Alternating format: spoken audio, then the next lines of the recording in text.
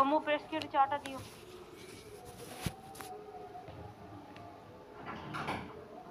এটারে কিছু বল কল বাংলার বাড়ি আগে আমি একটু বলে নিই তারপর করছি। প্রেস শুনতে পাচ্ছেন? নবান্ন প্রেস শোনা যাচ্ছে?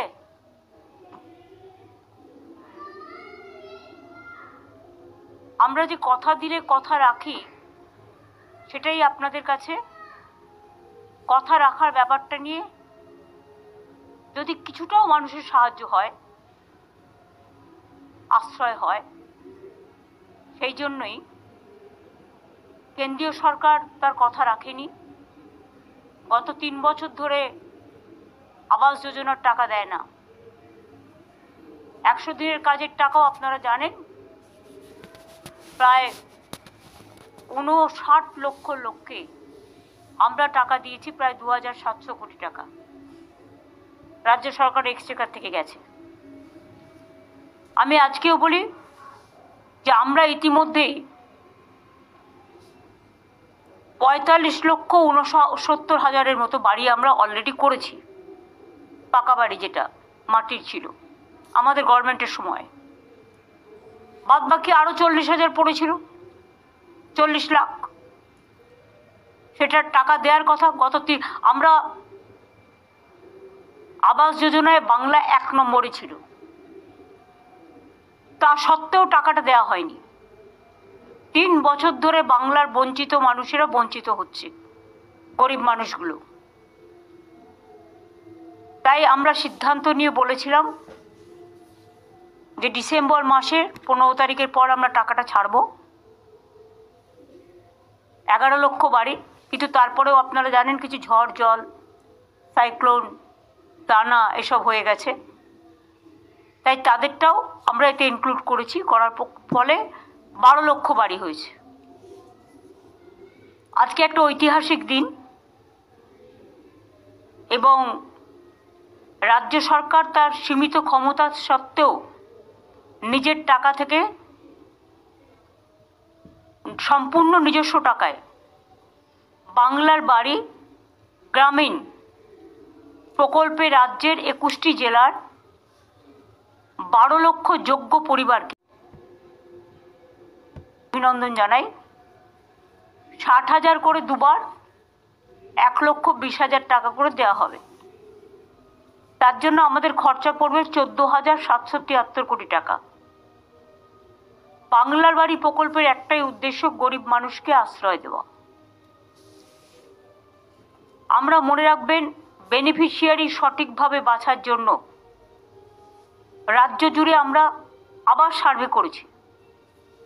11 লক্ষ সার্ভে আগে করা ছিল, প্রায় 36 লক্ষ সার্ভে করা ছিল কেন্দ্রীয় সরকারের। তা সত্ত্বেও আমরা 11 লক্ষ বাড়ি, যেটা প্রথম লিস্টে ছিল, তাদেরটা আবার সার্ভে করেছি এবং 27,000-এরও বেশি টিম 35 লক্ষ লোকের বাড়িতে গেছে। পিএম, এসপি, এসডিও, বিডিও, আইসি, ওসি সবার নজরদারিতে স্বচ্ছভাবে তালিকা প্রস্তুত করা হয়েছে এবং ড্রাফট লিস্ট পাবলিশ করে ক্লেমস এবং অবজেকশন যদি কিছু থাকে সেটা দেখা হয়েছে। এটা দেখতে গিয়ে আমরা দেখেছি 28 লক্ষের বেশি যোগ্য বেনিফিশিয়ারি আজকের মধ্যে দিয়ে দিচ্ছি। কেন্দ্র যদি না দেয়, আরও যে বাকি থাকবে 16 লক্ষ, যেটা আমরা বেনিফিশিয়ারি যারা যোগ্য পাওয়ার জন্য আইডেন্টিফাই করেছি, তাহলে আমরা 2টো কিস্তিতে আগামী 6 মাস, তারপরে 6 মাসে 26-এর প্রথমের মধ্যেই আমরা দিয়ে দেবো। এই এবং আবার ডিসেম্বর জানুয়ারির মধ্যে দিয়ে দেবো আরও 8 লক্ষকে। 60,000 করে প্রথম কিস্তিতে পাবেন এবং সেকেন্ড কিস্তি যখন তার 60,000 টাকার কাজ হয়ে যাবে, সেকেন্ড কিস্তি তারা পেয়ে যাবে।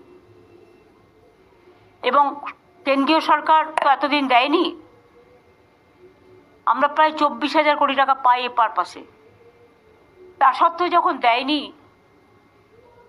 তখন আমরা আমাদের যা আছে মোটা ভাত মোটা কাপড় নিয়েই আমরা মানুষ, কিন্তু আমরা ভিক্ষে চাই না, আমাদের ন্যায্য অধিকার চাই। এটা মানুষের অধিকার।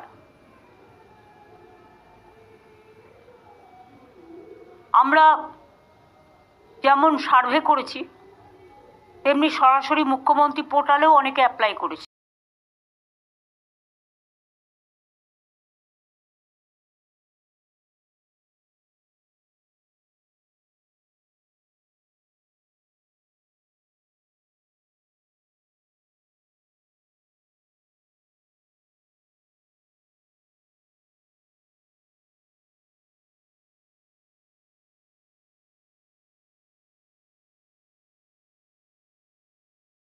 সাইক্লোন হয়ে গেল, তারপরে জলপাইগুড়ি আলিপুরদুয়ারে সে মনে আছে অনেক ঝড় বৃষ্টি হয়েছিল, সাইক্লোনে অনেক ঘরবাড়ি ভেঙে গিয়েছিল। দানাতেও অনেক, সাগর থেকে শুরু করে সুন্দরবন থেকে শুরু করে উত্তর চব্বিশ পরগনা থেকে শুরু করে দক্ষিণ চব্বিশ পরগনা থেকে শুরু করে মিদনাপুর থেকে শুরু করে অনেকেরই বাড়িঘর ভেঙে গিয়েছিল।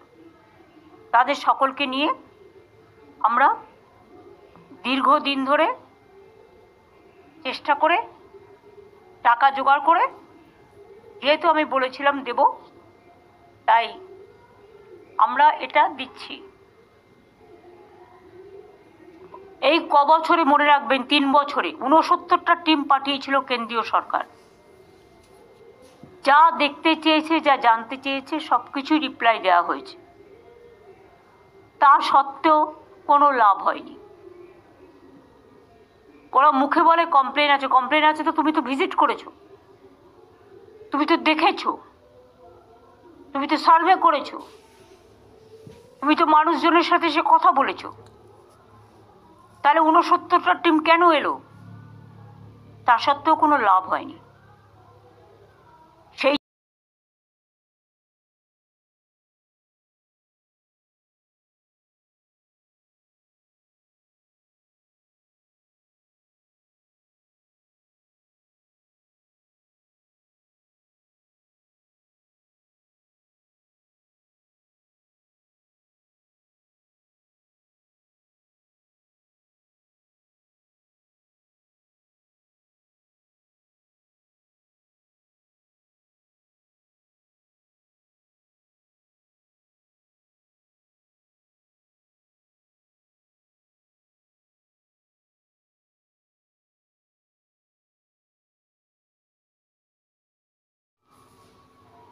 তাই প্রথম সব পর্যায়ে কেন্দ্রীয় সরকার 11 লক্ষ বাড়ি স্যাংশন করেছিল। কারা এত কথা বলছে পেছনে? তা সত্ত্বেও সেই টাকা দেয়নি, ওবিসি স্কলারশিপের টাকা দেয়নি, ঐক্যশ্রীর টাকা পায়নি, 100 দিনের কাজের টাকা পায়নি, গ্রামীণ মানুষের যে রাস্তা, সেই রাস্তা তৈরির টাকা পায়নি, সব বন্ধ। কিন্তু তা সত্ত্বেও আমরা থেমে নেই। পথশ্রী প্রকল্পের মাধ্যমে আমরা গ্রামীণ রাস্তা করেছি, আবার যখন সুযোগ হবে করব।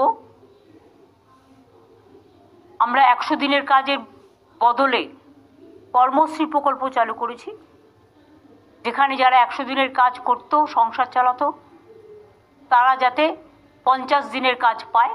যখন 100 দিনেরও কাজ ছিল চালু, তখনও 30-40 দিনের বেশি হতো না। এখন আমরা বলেছি 50 দিন তো সে পাবেই, এবং তার বেশি হলেও কোনো আপত্তি নেই। এটা নিয়ে আমরা কনভার্জেন্স করেছি। এবং এছাড়াও ঐক্যশ্রী, মেধাশ্রী, সেই স্কলারশিপগুলো আমরা দিচ্ছি।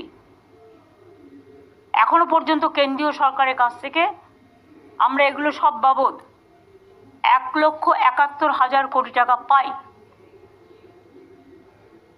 আমাদেরই টাকা তুলে নিয়ে যাচ্ছে। এখন একটাই ট্যাক্স আপনারা জানেন, আর সব কিছুতেই শেষ বসাচ্ছে।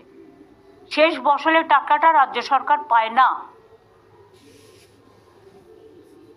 জিএসটি এখন একটাই ট্যাক্স, আমাদের টাকাটা তুলে নিয়ে যাচ্ছে, কিন্তু আমাদের প্রাপ্যটা দিচ্ছে না।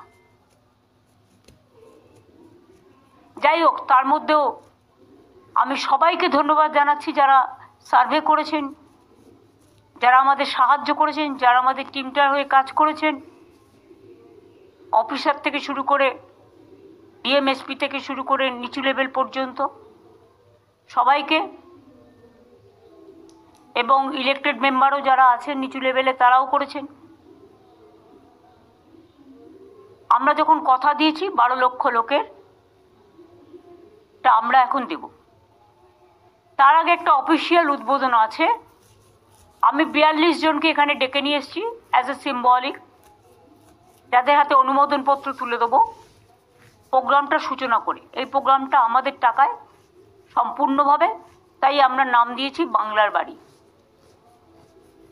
বাংলার বাড়ি গ্রামীণ এলাকায় এই কর্মসূচিটা আমি আগে চালু করছি। তারপরে আমি 42 জন 21টা জেলা থেকে এসছেন, 2 জন করে করে সিম্বলিক, তাদের হাতে অনুমতিপত্র তুলে দেবো। তাহলে আমি এটা উদ্বোধন করে দিই।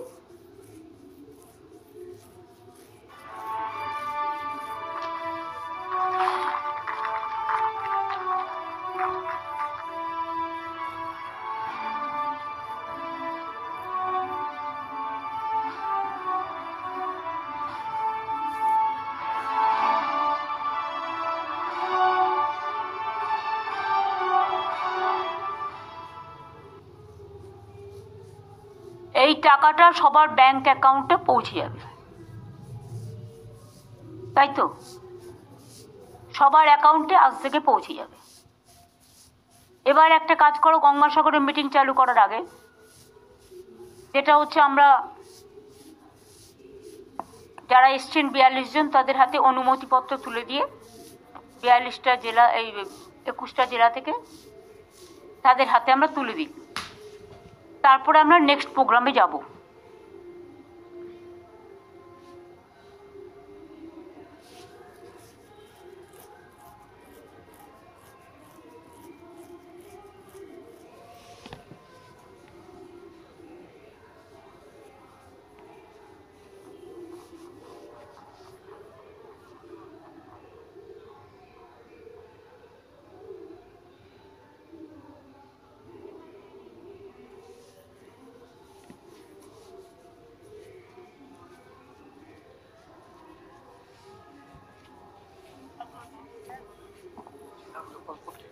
প্রথমে আলিপুরদুয়ার থেকে আসছেন রাজু মাহালি মঞ্জুর আনসারি। ম্যাডাম আলিপুরদুয়ার ম্যাডামের হাত থেকে নিচ্ছেন।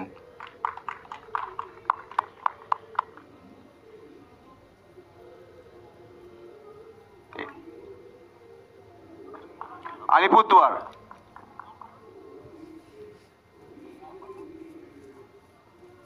এখন বাঁকুড়া জেলার থেকে ম্যাডামের হাত থেকে নিচ্ছেন।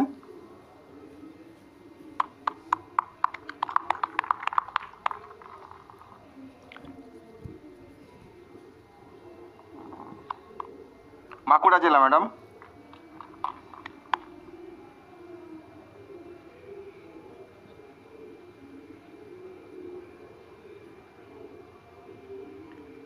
এরপর বীরভূম জেলা থেকে নিচ্ছেন।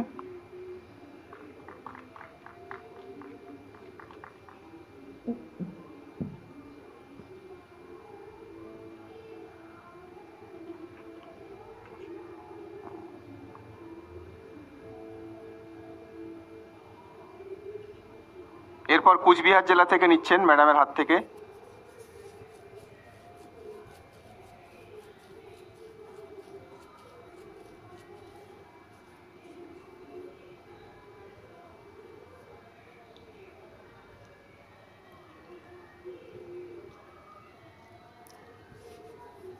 দক্ষিণ দিনাজপুর জেলা থেকে ম্যাডামের হাত থেকে নিচ্ছেন।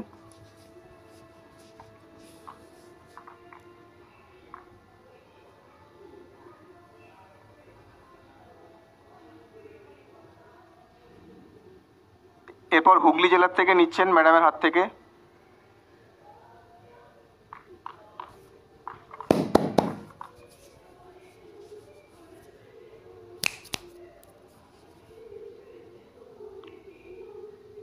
এরপর হাওড়া জেলা থেকে নিচ্ছেন ম্যাডামের হাত থেকে।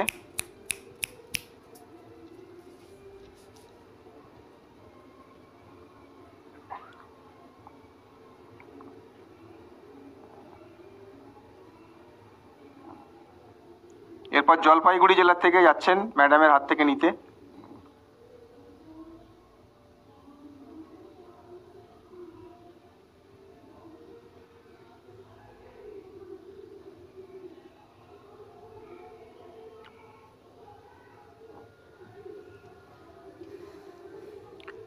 এরপর ঝাড়গ্রাম জেলা থেকে যাচ্ছেন ম্যাডামের হাত থেকে নিতে।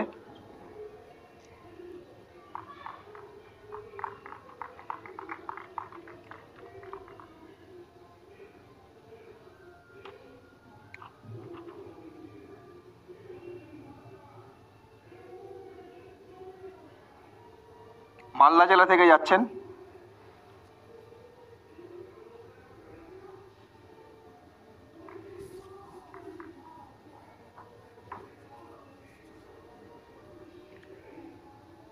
মুর্শিদাবাদ জেলা থেকে যাচ্ছেন ম্যাডামের হাত থেকে নিতে।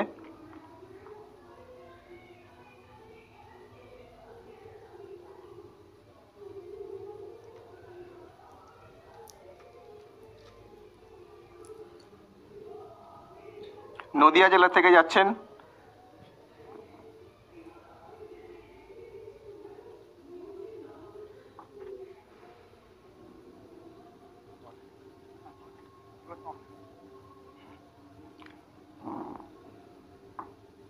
নর্থ চব্বিশ পরগনা থেকে যাচ্ছেন।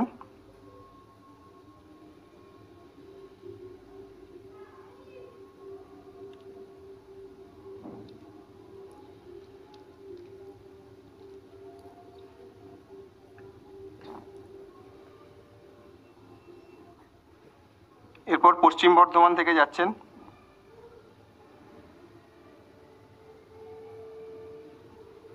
পশ্চিম বর্ধমান থেকে ম্যাডামের কাছ থেকে নিচ্ছেন। পশ্চিম বর্ধমান স্যার।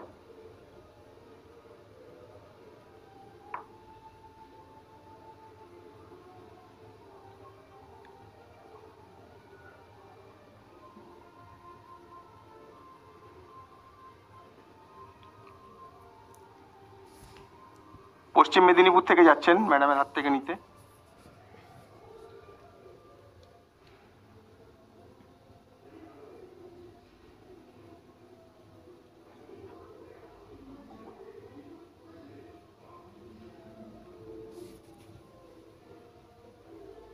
পূর্ব বর্ধমান থেকে যাচ্ছেন ম্যাডামের হাত থেকে নিতে।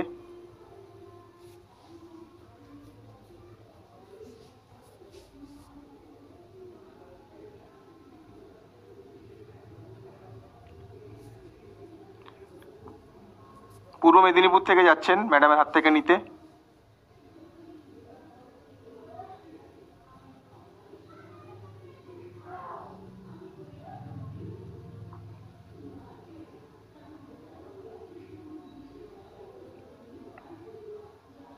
পুরুলিয়া থেকে যাচ্ছেন ম্যাডামের হাত থেকে নিতে।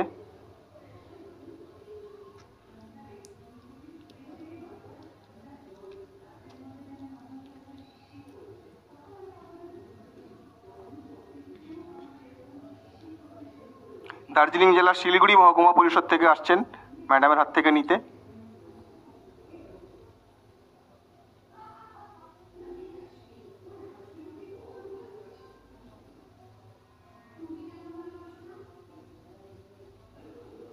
দক্ষিণ চব্বিশ পরগনা থেকে যাচ্ছেন ম্যাডামের হাত থেকে নিতে।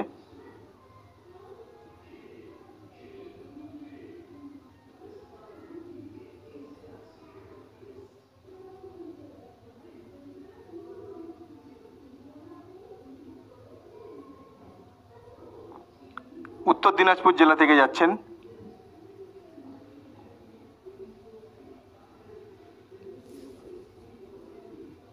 উত্তর দিনাজপুরের শেষ বেনিফিশিয়ারি ম্যাডাম আপনার হাত থেকে নিচ্ছে।